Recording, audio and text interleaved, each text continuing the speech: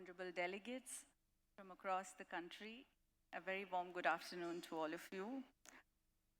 I'm extremely honored and privileged to stand before you today, especially at this juncture because I get the unique privilege of welcoming our own minister to Kerala once again. A very warm welcome from the bottom of our hearts to you, sir. I say so with all sincerity because we all in the shipping industry, in the ports department,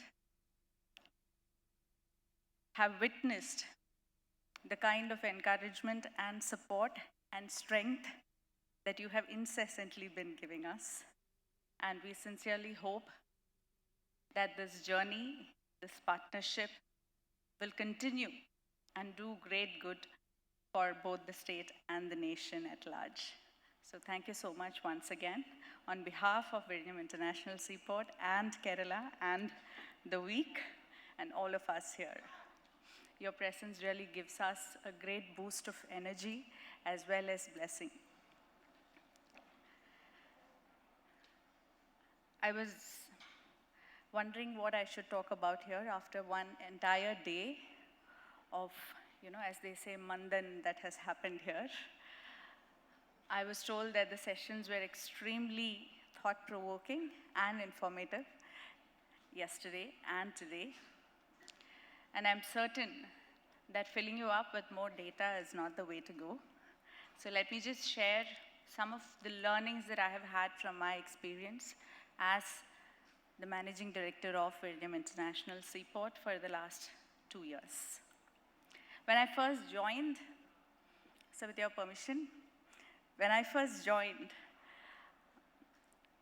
and took over the mantle of this responsibility, it came with a lot of warnings.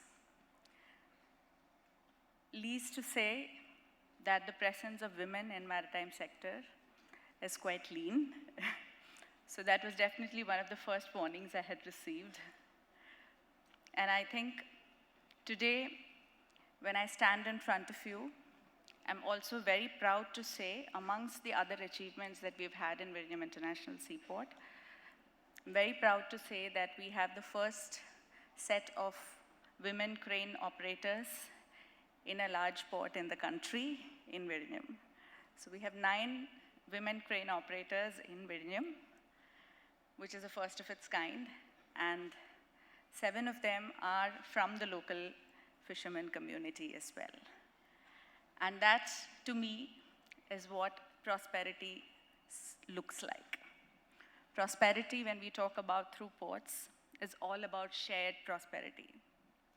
Human beings since time immemorial have probably successfully divided land into very narrow parcels, but we have not yet succeeded in cutting air and sea into as narrow parcels. And I guess the continuum of the oceans and the seas and the waters does teach us the value of shared prosperity as we look at blue economy and economic prosperity and growth through ports. Today, when I stand in front of you, I would be remiss if I don't mention the first time I met our Honorable Minister when we welcomed him in Vizhinjam International Seaport at the arrival of the first ship, of the first mothership, if I may call so, the San Fernando in 2024. In the presence of our Honorable Minister, our Honorable Chief Minister, Shri Pinarayi Vijayan, welcomed the first ship to Vizhinjam International Seaport, creating history. Now, if we go back, in 1498, there was another ship that came on board in Kerala in the Kapad beach. I'm sure you remember that. Vasco da Gama came in, Sao Gabriel at that point of time. There were 3 ships, the main one was Sao Gabriel. From Sao Gabriel to San Fernando, we have literally rewritten history. When one came in for misery, the other has come in for prosperity. And this, to me, is a new beginning of rewriting history of a nation. Not just Vizhinjam, not just Thiruvananthapuram, not just Kerala, but for India. Because 75% of all transshipment cargoes actually pass through the international waters and get transshipped through foreign ports before entering our nation. And hundreds of thousands of millions of US dollars are being lost every year as the potential revenue of transshipment for our country. And this is probably the first achievement of Vizhinjam International Seaport, that we are bringing back the transshipment potential into our country. And today, within 1 year of operations, we have welcomed close to 500 ships, and we have had a record-breaking achievement of over 1 million TEUs being handled at the Vizhinjam International Seaport. And this literally translates into revenue for the country. Though the government of Kerala has spent thousands of crores for the Vizhinjam International Seaport, just in phase 1 for the port development itself, it is definitely one of the, I would say, one of the models for a modern PPP engagement, wherein the state government, the central government, and the concessionaire are involved in various aspects of port development as well as operation. And engaging with the business industry, engaging with the private sector, engaging with the international sector is key towards maritime development, is common knowledge. And I think Vizhinjam is creating a new path in that field. And as I talked about shared prosperity, let me also tell you that when we started building Vizhinjam International Seaport, which was years ago, and when I say years ago, this is probably not 10 years ago or 20 years ago. When you look at the history of Vizhinjam International Seaport, when we welcome somebody into the port, the first thing I always tell them is, the place that you're standing on right now used to be the sea 10 years ago, because the port is entirely built on reclaimed land. We've reclaimed 66 hectares of land from the ocean, from the sea, and we are going to reclaim another 70 hectares in phase 2 as well. So 10 years ago, the place that you're standing on was the sea.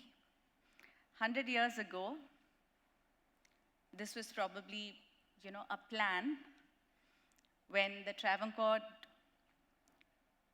dynasty, when C.P. Ramaswamy Iyer and the engineers of the time actually designed a port considering the potential of the Vizhinjam harbor's natural depth, and yet it remained in papers. But we still have the archives of the design that was designed for the port 100 years ago.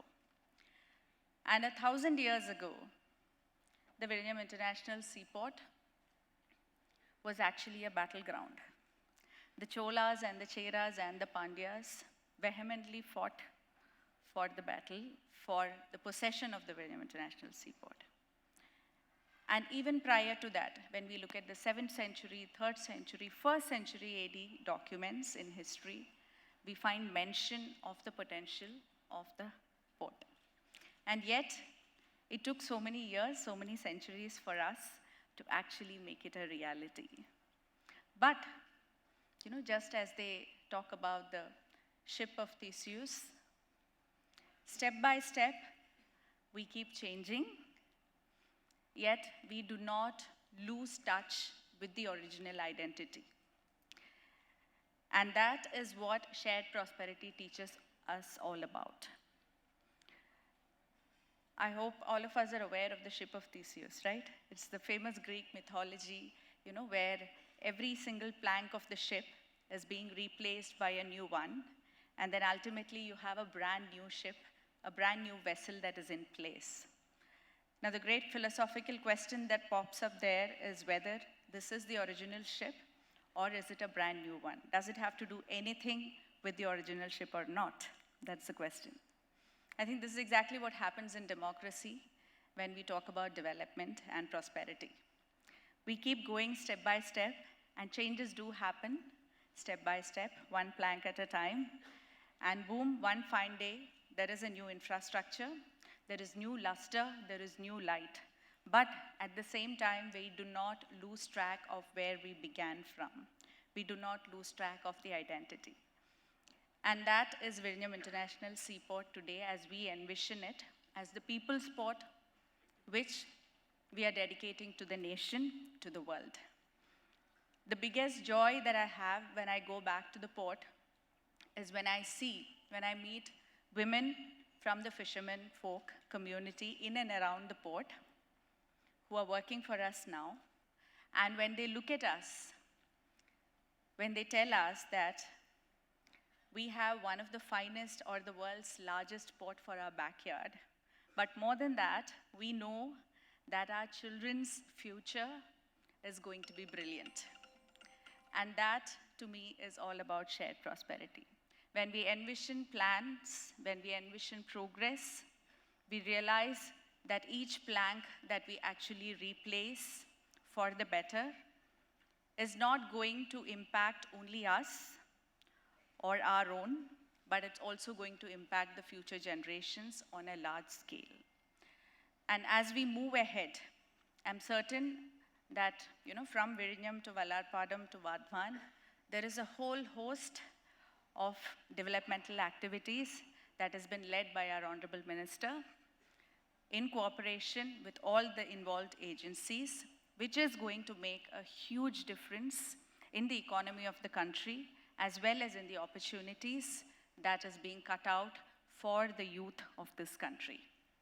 And with that, I would like to thank each one of you for this great opportunity to be able to present the hard work that has been put in by the entire team for bringing together a dream, a reality. And thank you so much once more, and I sincerely hope that there would be more women next time when we have the Maritime Summit, because I see a lot of young students out there, sir, because this is one sector where we really need to push boundaries and we really need to break the ceiling. There used to be a myth, when you look at all the myths regarding shipping, there used to be a myth in the earlier days that if there is a female presence on the ship, there would be storms, That was a very old myth. There also used to be a myth that if there are bananas, there would be a storm. But, so it's as baseless as that. But I somehow, at some point of time, feel whether we still believe in, the conditioning that we are all used to.